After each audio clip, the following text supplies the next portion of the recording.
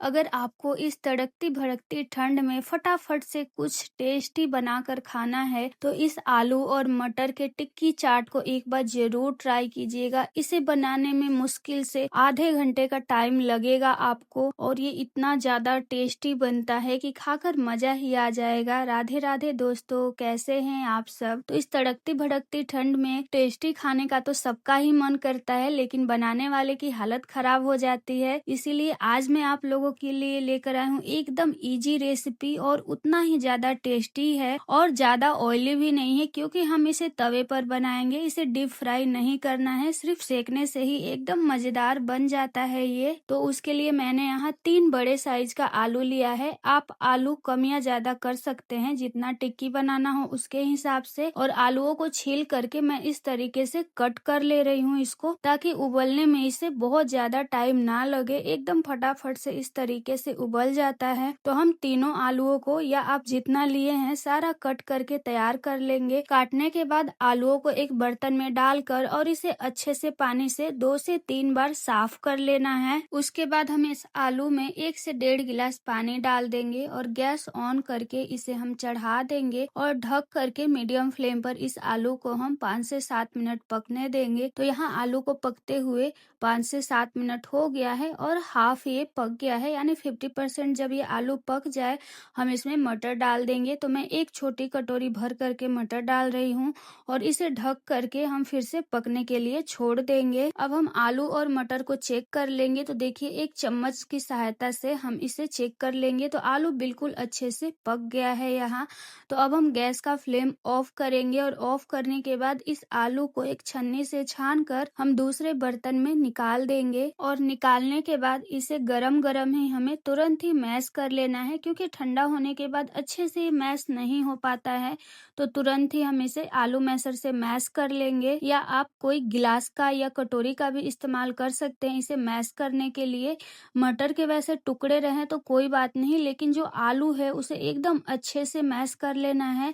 इसमें बिल्कुल भी आलू के बड़े बड़े टुकड़े नहीं बचने चाहिए। आलू और मटर को अच्छे से मैश करने के बाद इसी परात में हम फैला करके छोड़ देंगे, क्योंकि ये एकदम अच्छे से ठंडा होना चाहिए, तभी हम टिक्की बना के तैयार करेंगे। इसका गरम गरम में हम नहीं बनाएंगे, क्योंकि गरम में हम जैसे ही नमक या कोई चीज डालेंगे तो वो पानी छोड़ने लगेगा, फिर टिक्की बढ़िया नहीं बनेगा, गीला गीला हो जाएगा। आलू ठंडा हो रहा है, तब तक हम चाट के लिए दही तैयार कर लेंगे।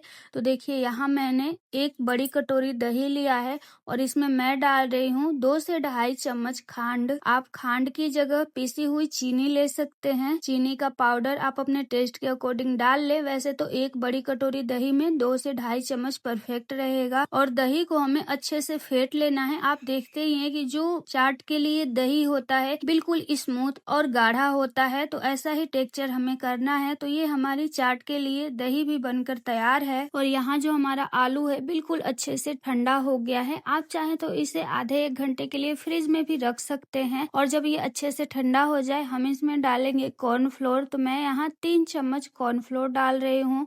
टेस्ट के अकॉर्डिंग नमक डालेंगे और आधा चम्मच कुटी हुई लाल मिर्ची डालकर इन सारी चीजों को हम अच्छे से मिक्स करेंगे। बहुत लोग टिक्की बनाते समय नमक नहीं डालते हैं, क्योंकि टिक्की फैलने लगती है, लेकिन ऐसा कुछ भी नहीं है। अगर आलू अच्छे से ठंडा रहा तो एकदम परफेक्ट टिक्की बनकर तैयार होगी।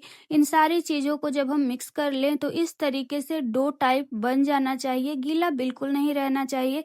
अगर आपका डो थोड़ा सा गीला लग रहा है आपको, तो आप इसमें 1 से 2 चम्मच और कॉर्नफ्लोर ऐड करके मिक्स कर लें। और अब हम गैस ऑन करके एक तवा रख देंगे। यहाँ मैंने लोहे का ही तवा लिया है, आप कोई सा भी तवा ले सकते हैं। और इस पर तेल डाल देंगे और फ्लेम बिल्कुल लो करके इसे हम गर्म होने के लिए छोड़ देंगे। तेल गर्म हो रहा है तब तक हम टिक्की बना के तैयार कर लेंगे।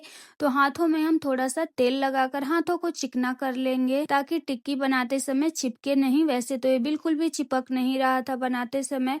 और अब हम टिक्की बना के तैयार कर लेंगे। तो टिक्कियों को एकदम चिकना चिकना बनाए, थोड़ा सा किनारे से फटने लगता है तो इसे हम हाथों से बराबर कर लेंगे। और टिक्की आप अपने हिसाब से थोड़ा सा छोटा या बड़ा बना सकते हैं, आपको जिस भी साइज का टिक्की चाहिए। तो इसी तरीके से हम सारा टिक्की बना करके तैयार कर लेंगे। और एक बात मैं और बता दूं कि अगर आपके यहाँ कोई भी गेस्ट आने वाले हैं और आपके पास ज्यादा टाइम नहीं है, तो आप इस स्टेज पर स्टोर करके इसे रख सकते हैं। टिक्कियों को आप बनाकर फ्रिज में रख दें और जब भी गेस्ट आए सिर्फ इसे फ्राई करके सर्व करना रहेगा, तो आपका भी काम काफी आसान हो जाएगा। या आप ऐसे भी टिक्कियों को बना करके फ्रिज में रख दीजिए और जब भी मन करे आप इसे फ्राई कीजिए और गर्मा गर्म सर्व कीजिए। तो इसी तरीके से मैंने यहाँ सारी टिक्कियों को बना करके तैयार कर लिया है और इधर हमारा ऑयल भी गर्म हो गया है। तो अब हम एक एक करके टिक्कियों को डालेंगे। तो जितना बड़ा आपका तवा हो उसके हिसाब से आप कम या ज्यादा डाल सकते हैं।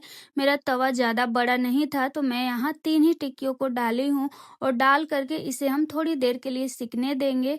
और थोड़ी देर सिकने के बाद हम एक एक करके टिक्कियों को पलट देंगे और पलटकर इधर से भी 1 से 1.5 मिनट के लिए सिकने देंगे। और जब टिक्कियाँ 50% तक लगभग सिक जाए तब हम आलू मैशर से इसे हल्का सा इस तरीके से पिचकाएंगे।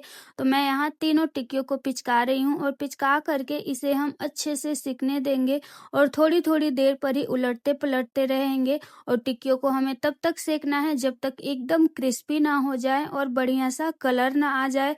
तो देखिए यहाँ टिक्कियाँ एकदम अच्छे से सिक गई हैं, एकदम क्रिस्पी हो गई हैं और बढ़िया सा कलर भी आ गया है। तो अब हम एक एक करके टिक्कियों को तवे से बाहर प्लेट में निकाल लेंगे। हमें इसे तुरंत ही सर्व करना होता है, तो हमें जिस प्लेट में सर्व करना है उसी में ही हम इसे डायरेक्ट निकालेंगे। इसे हमें तवा से निकाल करके ज्यादा देर के लिए रखना नहीं है, नहीं तो ये सॉफ्ट हो जाती हैं। हम इसे तुरंत ही सर्व करेंगे। उसके बाद टिक्कियों को हल्का सा हम क्रश कर देंगे और क्रश करने के बाद हम इस पे डालेंगे अपनी तैयार की हुई मीठी दही। उसके बाद डालेंगे हरे धनिये की तीखी वाली चटनी। उसके बाद इमली की खट्टी मीठी चटनी आप इस पर अपने टेस्ट के अकॉर्डिंग डालिए। तीखा वाला आपको ज्यादा पसंद है या मीठा वाला, उसके हिसाब से डालिए आप इस पर चटनी। उसके बाद भुना हुआ जीरा थोड़ा सा डाल देंगे और थोड़ा सा मिर्ची पाउडर और इसे हम बिल्कुल गर्मा गर्म तुरंत ही सर्व करेंगे। इन सर्दियों में आप इसे जरूर ट्राई करें, बहुत ही टेस्टी बनता है ये।